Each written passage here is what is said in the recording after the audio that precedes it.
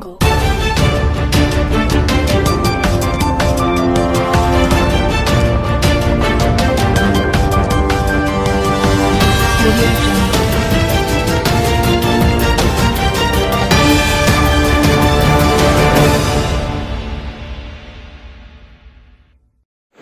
मैं अमरलाल नायक इस समय आपके सामने एक कोऑर्डिनेटर, एक समन्वयक के रूप में बात कर रहा हूँ। वैसे मैं राजस्थान नवनिर्माण पार्टी का राष्ट्रीय अध्यक्ष भी हूँ। मैं आप लोगों को कुछ राजनीतिक नया घटनाक्रम बन रहा है उसके बारे में जानकारी देना चाहता हूँ। हमने हमारे पूर्व सांसद रहे श्री अशोक तंवर के नेतृत्व में ऑल इंडिया लेवल पर, अखिल भारतीय स्तर पर एक अपना भारत मोर्चा का गठन कर लिया है।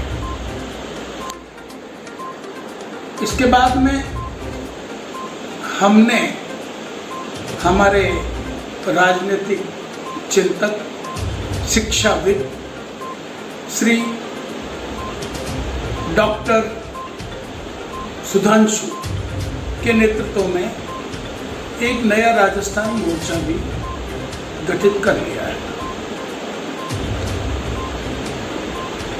इनके अंतर्गत बहुत सारी संस्थाएं और छोटी छोटी राजनीतिक पार्टियां एक झंडे के नीचे आने का जो अपना मानस है वो बना रही है और कुछ लोग इसमें शामिल हो चुके हैं, जिसमें हम लोग भी हैं, पीपल्स ग्रीन पार्टी भी है और भी कुछ पार्टियां हैं जो या तो मर्ज होगी और या अपने खुद के आइडेंटिटी पर हमारे साथ आकर मिलेगी। कारण ये है कि देश को अब एक और नए आंदोलन की आवश्यकता पड़ गई है। नए आंदोलन की आवश्यकता इसलिए पड़ गई, आप लोगों से किसी से भी छुपा हुआ नहीं है कि हमारा देश कांग्रेस और भारतीय जनता पार्टी दोनों पार्टियों की भयंकर गलतियों के कारण आज हमारा देश बहुत ही विकट परिस्थितियों में पहुंच गया है। हमारे देश के विकास के किसी भी क्षेत्र को देख लो, चाहे वो आर्थिक देख लो, चाहे शैक्षणिक देख लो, चाहे वो कृषि में देख लो, चाहे शांति व्यवस्था में देख लो, कहीं पर भी हमारा देश एक सफल या एक कामयाब देश नहीं कहला सकता। कांग्रेस ने वंशवाद और भ्रष्टाचार को जन्म दिया, भारतीय जनता पार्टी ने हिंसा, सांप्रदायिकता और छद्म राष्ट्रवाद के नाम पर देश ठगा है, भाई को भाई से लड़ाने का प्रयास किया है। अनेक मतांतर वाले देश में किसी एक को थोपने का जो दुस्साहस किया जा रहा है वो देश को तोड़ने का ही काम है। देश का जो संविधान है उस संविधान को आज तक ठीक से लागू ही नहीं किया गया। अपनी सुविधाओं के अनुसार उस संविधान का उपयोग होता चला जा रहा है, जो कि देश के लिए बहुत ही हानिकारक है। देश कौन है? देश इस देश की जनता है।